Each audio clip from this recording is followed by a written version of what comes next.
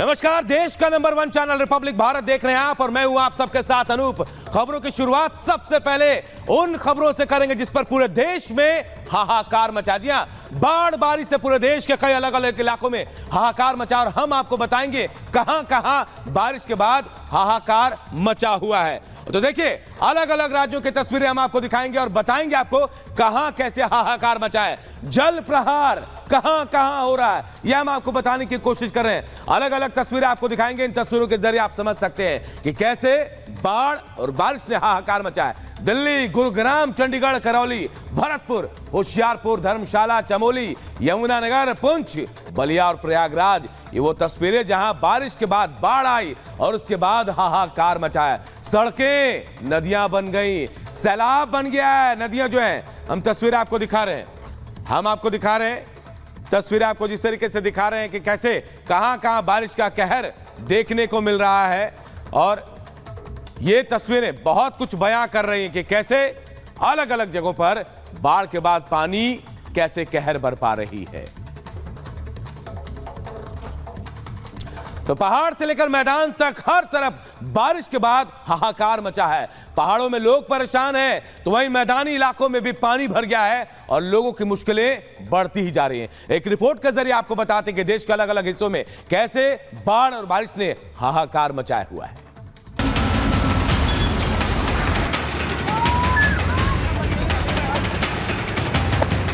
कहीं बेघर होते लोग तो कहीं मदद का इंतजार करते हुए लोग। तस्वीरें हैं देश के अलग अलग राज्यों की। हर जगह बाढ़ बारिश से भारी तबाही मची हुई है। चारों तरफ सिर्फ पानी ही पानी दिखाई दे रहा है। हालात ये हैं कि लोगों को बेघर होकर अपने लिए आशियाना ढूंढना पड़ रहा है। लैंडस्लाइड से तबाही की ये तस्वीरें उत्तराखंड के चमोली जिले की हैं, जहां भूस्खलन के बाद पहाड़ी का एक हिस्सा हाईवे पर आ गया, जिसकी वजह से यातायात रोक दी गई है। गनीमत रही हादसे के वक्त वहां से कोई नहीं गुजर रहा था। टापू पर फंसे 7 लोगों की ये तस्वीर हिमाचल के सिरमौर जिले की है, जहां पानी के बीच फंसे 7 लोग मदद की उम्मीद में राह देख रहे हैं। हालांकि बुलडोजर की मदद से सभी को सुरक्षित बचा लिया गया। बारिश के चलते उत्तराखंड और हिमाचल में जहां त्राहिमाम मचा हुआ है, वहीं पंजाब के होशियारपुर से डराने वाली तस्वीर सामने आई है।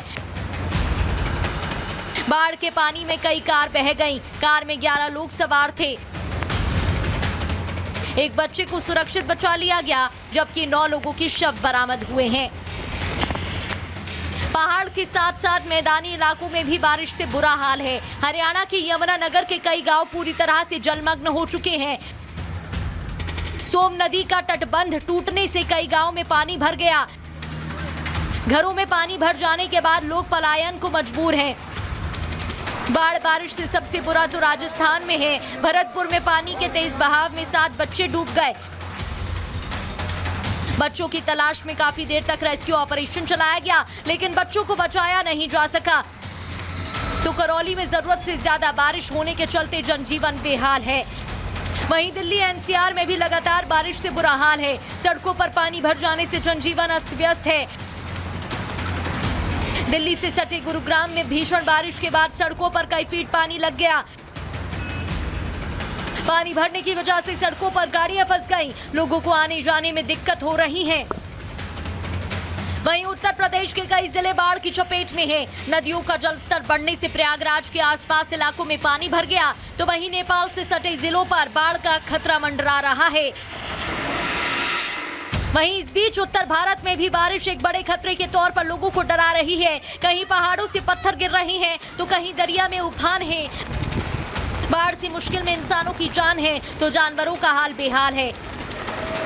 जाहिर है राहत देने वाली बारिश अब खतरनाक रुख अख्तियार कर चुकी है, जिसे लेकर चारों तरफ दहशत ही दहशत है।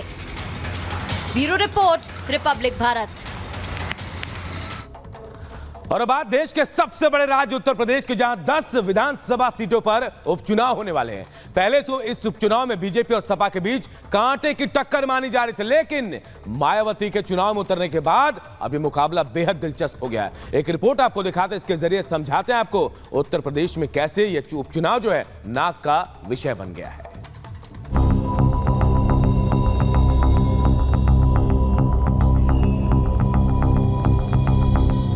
उत्तर प्रदेश में विधानसभा की 10 सीटों पर उपचुनाव होने हैं। इस उपचुनाव में बीजेपी और सपा के बीच कांटे की टक्कर मानी जा रही थी, लेकिन बसपा सुप्रीमो मायावती ने उपचुनाव में उतरने का फैसला ले लिया है। मायावती ने ऐलान कर दिया कि वो सभी 10 सीटों पर अपने प्रत्याशी उतारेंगी। उपचुनाव में मायावती की एंट्री से चुनावी रण रोमांचक बन गया है। पिछड़ों के वोट बैंक पर मायावती की खासी पकड़ है। ऐसे में माना जा रहा है कि मायावती 10 विधानसभा सीटों पर सबसे ज्यादा अखिलेश की पीडीएफ फॉर्मूले पर चोट करने वाली हैं। बसपा सुप्रीमो मायावती ने सभी सीटों पर उम्मीदवार उतारने के साथ ही मजबूती से चुनाव लड़ने की बात कही। बसपा कार्यालय में पूर्व मुख्यमंत्री मायावती ने सभी वरिष्ठ पदाधिकारियों, जिला अध्यक्षों समेत अन्य पदाधिकारियों के साथ महत्वपूर्ण बैठक की, जिसमें बसपा सुप्रीमो ने यूपी की 10 विधानसभा सीटों पर होने वाले उपचुनाव में पार्टी के बेहतर रिजल्ट को लेकर जमीनी तैयारियों की समीक्षा की। तैयारी करके 10 की 10 सीटों को जीतना, बस ऐलान जब होगा तो आप लोग मालूम हो जाएगा। अभी नाम ऐलान मैंने बोल दिया कि परिवार दल अलायंस उनका है। पीडीए के लिए कहाँ वो काम करते? अगर पीडीए के लिए काम करते तो आज जो है उनके कांग्रेस के और समाजवादी के नेताओं के मुंह बंद हो गए हैं। खाली अकेली मान्य बहन जी हैं जो SC/ST का आरक्षण के लिए लड़ रही है। ये लोग कहाँ है संविधान दिखाने वाले लोग? पिछले कुछ सालों में उत्तर प्रदेश में बसपा की राजनीतिक जमीन कमजोर पड़ी है। मायावती और उनकी पार्टी सबसे मुश्किल दौर से गुजर रही है। लोकसभा में बसपा का एक भी सांसद नहीं है। पिछले 10 सालों में ये दूसरी बार हुआ कि लोकसभा में मायावती एक भी MP नहीं पहुंचा पाई। 2014 के लोकसभा चुनाव में भी बसपा का एक भी उम्मीदवार नहीं जीता था। मायावती 4 बार यूपी के मुख्यमंत्री रह चुकी हैं। यूपी में 2007 में बहुमत की सरकार बना चुकी है, लेकिन अब विधानसभा में BSP का सिर्फ एक विधायक है। ऐसे में उपचुनाव में प्रत्याशी उतारना मायावती की जरूरत और मजबूरी दोनों बन गई है। मायावती को किसी जमाने में दलितों का मुखिया माना जाता था, लेकिन अब वो दलित भारतीय समाज पार्टी अपना दल और निषाद पार्टी में बढ़ गया है। लोकसभा चुनाव में यूपी में बसपा का वोट शेयर घटकर 9.38% रह गया। मुस्लिम वोट बैंक भी अब मायावती के साथ नहीं रहा। 2024 में लोकसभा चुनाव में बसपा को 44% जाटा वोट और 15% गैर जाटा वोट मिला। सूत्रों की माने तो बसपा ने 3 सीटों पर अपने उम्मीदवार भी तय करने के संकेत भी दे दिए हैं। फूलपुर विधानसभा सीट से शिव बरहन पासी को टिकट मिल सकता है। मिर्जापुर की मंझवा विधानसभा सीट से दीपू तिवारी के नाम पर मुहर लग सकती है। वहीं अंबेडकर नगर की कटहरी से पवन पांडे के बेटे प्रतीक पांडे को उम्मीदवार बनाए जाने की चर्चा है। वहीं बची हुई 7 सीटों पर प्रत्याशियों के नामों का ऐलान जल्द हो सकता है। यूपी उपचुनाव को लेकर रघुराज सिंह का कहना है कि हम सभी 10 सीटें जीतने जा रहे हैं। हमारी जो भी कमियां थीं उन्हें दूर कर लिया है। हम 10 की 10 सीट जीतेंगे, भारी बहुमत से जीतेंगे। सुबह का भूला शाम को लौट के आए तो भूला नहीं कहा जाता। कुछ हमारी कमियां थी और इस कारण हम लोग कुछ सीटें हम लूज किए हैं, लेकिन हम लोगों ने उस कमियों को दूर किया है।